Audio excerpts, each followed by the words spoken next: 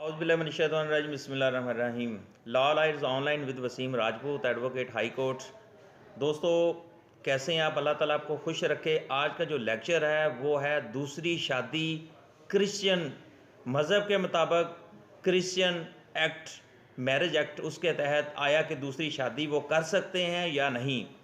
हमारे बड़े प्यारे दोस्त, हमारे भाई जनाब अमजद साहब, जो कि क्रिश्चियन बरदरी में, क्रिश्चियन मज़हब में वो वेंजलिस्ट हैं, उनसे हम पूछेंगे कि आया कि आपके मज़हब क्रिश्चियन मैरिज में कि मैरिज कर सकते हैं, दूसरी शादी कर सकते हैं, यानी अगर वो दूसरी शादी कर सकते हैं तो उसका क्या तरीक़ाकार है, अगर वो नहीं कर सकते और कानूनी तौर पर या मजहबी तौर पर उसकी क्या सज़ा है, तो वो हमें बताएंगे। ये किसी दोस्त बहन भाई का एक मैसेज आया था, तो उसका सवाल भी हम अमजद साहब से लेंगे। जनाब अमजद साहब, आप प्लीज़ ये बताइए कि दूसरी शादी जो है इसमें आपके क्रिश्चियन मज़हब में कि वो मर्द जब वो दूसरी शादी कर सकता है या नहीं, अगर वो नहीं कर सकता तो उसकी सज़ा क्या, अगर वो कर लेता है तो उसकी क्या सज़ा है? जी। खुदावंद के ज़िंदा नाम में सबको सलाम।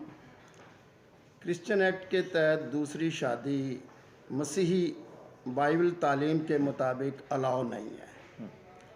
और अगर वो दूसरी शादी करना चाहता है, जब तक वो पहली उसकी बीवी की डेथ नहीं हो जाती है, ना किसी प्रूफ के साथ अगर वो ज़नाकारी में पकड़ी जाए, फिर उसको इजाज़त है कि वो दूसरी शादी करने का हक़ रखता है। अदरवाइज़ अगर वो दूसरी शादी पहले के होते हुए करता है तो वो गुनाह और ज़नाकारी के ज़ुमरे में वो आता है और उसकी सज़ा जो वो कानून के मुताबिक होनी दरकार है।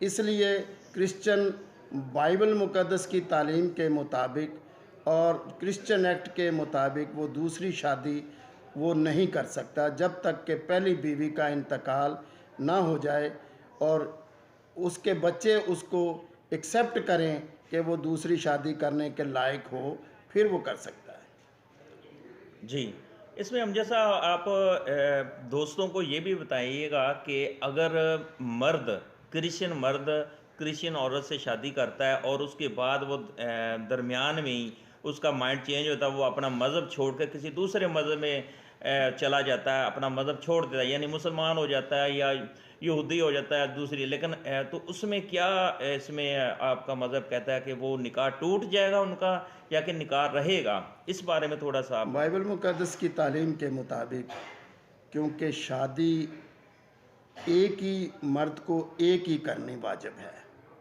अगर वो दूसरी मर्द या दूसरे मज़हब को इख्तियार करता है तो वो खुदा को धोखा देता है।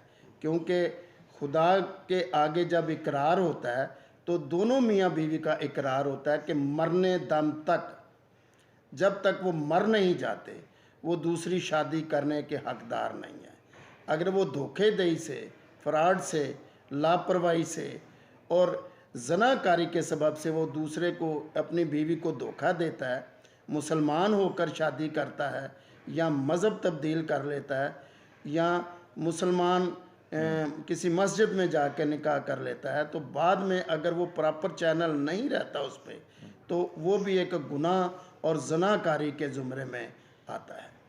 जी दोस्तों, बात यह कि अमजद साहब ने माशाल्लाह बड़े अच्छे सवाल किए। इसमें मेरे जो दोस्त बहन ने ये एक सवाल किया था, तो कि क्या है कि दूसरी शादी क्रिश्चियन मैरिज एक्ट के तहत या उनके मज़हब के मुताबिक क्रिश्चियन कम्युनिटी के अंदर ये दूसरी शादी वो नहीं कर सकता। अगर वो दूसरी शादी करता है तो इन क्रिश्चियन एक्ट के तहत और इनके मज़हब के मुताबिक वो काबिल सज़ा जुर्म है, उसको सज़ा मिलेगी और उसको किसी किस्म की इजाज़त नहीं है कि वो दूसरी शादी करे।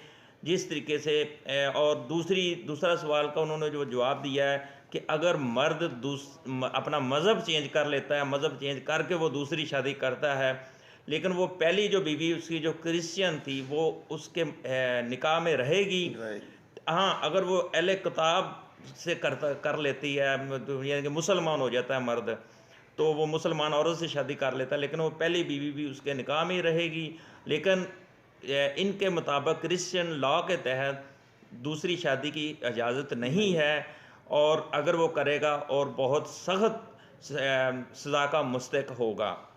तो बहुत शुक्रिया जनाब अमजद साहब, आपने एक कंसेप्ट क्लियर कर दिया। एक हमारे इस तरह हमारे पास केसेस भी आते हैं, अदालतों के अंदर भी आती हैं, जिसमें बहुत ज़्यादा प्रॉब्लम्स पेश आती हैं, और कई दोस्त जो फ्रेश लॉ के स्टूडेंट्स हैं उनके लिए भी आज का लेक्चर बहुत अहम था। और एक आम जो अवाम है, जो क्रिश्चियन बरादरी है, उनको वो भी अगर ये लेक्चर सुनेंगे और उनका कंसेप्ट क्लियर हो जाएगा। अमजद साहब बहुत शुक्रिया, थैंक यू वेरी मच। अस्सलाम वालेकुम दोस्तों। इसमें एक चीज़ मैं बताना चाहता था कि ये जो दूसरी शादी क्रिश्चियन मैरिज में बताया, उन्होंने काफ़ी ज़्यादा अमजद भाई ने सवालात का जवाब दिया, बड़ा खूबसूरत जवाब थे उनके।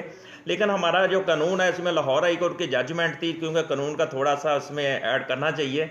उसमें 2018 पेज 676 या 776 से क्लियर नहीं है, लेकिन उसमें लाहौर हाई कोर्ट ने क्लियर कट बड़ी हौसला शिकनी की है। ये जो लड़की लड़का भागकर शादी करते हैं, ये कोई मज़हब इस चीज़ की इजाज़त नहीं देता कि लड़की लड़का अपने माँ बाप को बदनाम करके उनको दौड़ के शादी कर लेते हैं। जैसे पंजाबी में कहते हैं जी, वो पंजाबी में वो लड़कियां जब चली जाती हैं तो लोग कहते हैं और ਤੁਹਾਡੀ धी या फलाना लड़की उधल गई। ये इंतहाई घटिया लफ्ज़ ये यूज़ किया जाता है, लेकिन ये इसीलिए कि ये एक हौसला, हमारा कानून भी इस चीज़ की हौसला शिकनी कर रहा है। इसको क्रिटिसाइज़ करना चाहिए। जो माँ बाप एक बच्ची को पाल पोस के बड़ा करते हैं, एंड पे वो अपने माँ बाप को जलील और रसवा करके वो घर से दौड़ जाती हैं, तो इस चीज़ की हमारा कानून भी इजाज़त नहीं देता। और लाहौर हाई कोर्ट ने भी, ऑनरेबल कोर्ट ने हुक्म दिया था कि जजमेंट की इसकी हौसला शिकनी की है। और जैसे जिस तरीके से नीचे एडिशन सेशन जज के पास एक मुकदमा आया था, मुझे बड़ा अच्छा लगा, मैं उस कोर्ट में मौजूद था, तो जज साहब ने बहुत ज़्यादा लड़की को इसमें क्रिटिसाइज़ किया, उनकी हौसला शिकनी की, तो मुझे अच्छा लगा। लेकिन वो उसमें कुछ साहिबान थे जो उनकी तरफ से जो कौंसल पेश होते वो इस चीज़ को माइंड कर लेते। लेकिन कहने का मतलब कानून भी इस चीज़ की हौसला शिकनी करता है। दोस्तों, आप चैनल को देखने के लिए सब्सक्राइब्स लाजमी करें और बेल आइकन को भी क्लिक करें। जैसे वीडियो डाउनलोड होगी आपको वो नोटिफिकेशन वसूल हो और आप इस कानूनी रहनुमाई से मुस्तफ़ीद हो सकें। ये कानूनी रहनुमाई मेरा एक खिदमत खलक है, मैं करता रहूँगा। मुझे अपनी दुआ में याद रखिएगा। अमजद साहब, वसीम राजपूत, आप लोगों ने इजाज़त चाहते हैं। अस्सलाम वालेकुम।